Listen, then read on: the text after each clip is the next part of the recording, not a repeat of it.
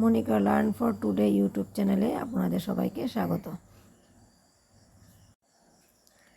আজকের ভিডিওতে আমরা দেখব পোষণ ট্র্যাকারে AWW এবং AWH এর প্রোফাইল আপডেট আছে কিনা। আর সেটা দেখার জন্য আমরা চলে যাব পোষণ ট্র্যাকারের মোর অপশনে। মোর অপশনে টাচ করলাম।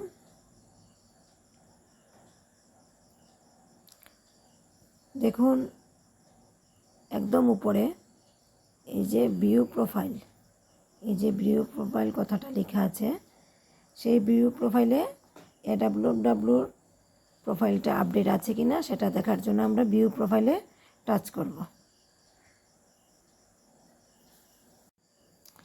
এটা AWWদের প্রোফাইল, যার জন্য সেখানে লেখা আছে মাই প্রোফাইল।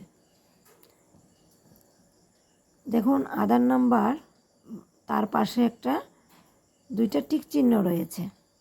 এই যে দুইটা টিক চিহ্ন রয়েছে, এই দুইটা টিক চিহ্ন যদি থাকে তাহলে আমরা অবশ্যই বুঝব যে প্রোফাইল আপডেট করা আছে। আর যদি এই টিক চিহ্ন না থাকে তাহলে সেটাকে আপডেট করতে হবে।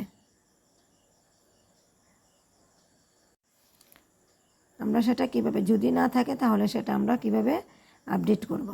প্রথমেই দেওয়া আছে আধার নম্বর, আমরা আধার নম্বর টাইপ করব। তারপর নেমটা সেম আধারে যেরকমভাবে লেখা রয়েছে সেইভাবে আমরা নামটাও লিখব। Date of birth same. Email address, ইমেলটা দিলেও চলবে, না দিলেও চলবে, তাতে কোনো অসুবিধা নেই। তারপর দেওয়া আছে মোবাইল নাম্বার, তারপর ইয়ার অফ এক্সপিরিয়েন্স, সেই ওয়ার্কার কত বছরের এক্সপিরিয়েন্স আছে সেটা এখানে টাইপ করতে হবে।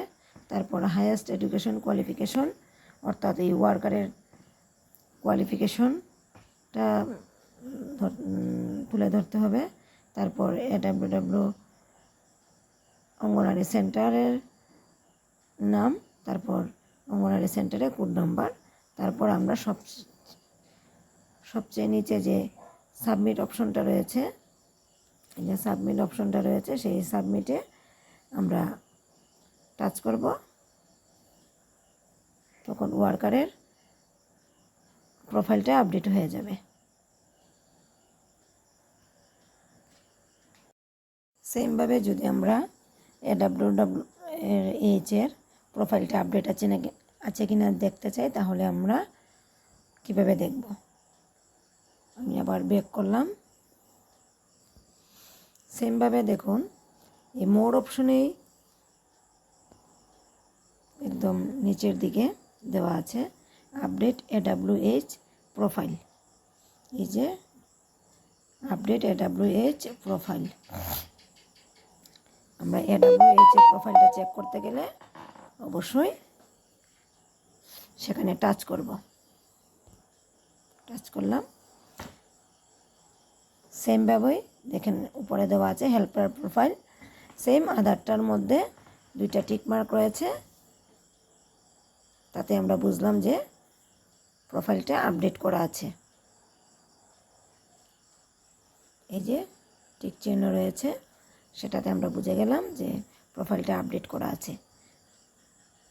আর যদি প্রোফাইলটা আপডেট করা না হয়ে থাকে তাহলে সেম ওয়ার্কারের প্রোফাইলের বায়োডাটা যেভাবে আমরা ফিল আপ করেছি সেম AWH এর প্রোফাইলটাও ফিল আপ করব এবং সবশেষে সাবমিট করব। আর সাবমিট করার সঙ্গে সঙ্গে এই আধার নাম্বারের পাশে দুইটা টিক চিহ্ন উঠবে। আর দুইটা টিক চিহ্ন উঠলেই আমরা বুঝতে পারবো যে আমাদের কাজ কমপ্লিট। আশা করি আমার ভিডিও আপনাদের ভালো লেগেছে। আর ভালো লেগে থাকলে অবশ্যই লাইক, কমেন্ট এবং শেয়ার করবেন। তাছাড়া সাবস্ক্রাইব করতেও ভুলবেন না।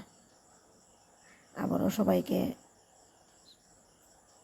নমস্কার জানিয়ে আমার ভিডিও শেষ করলাম।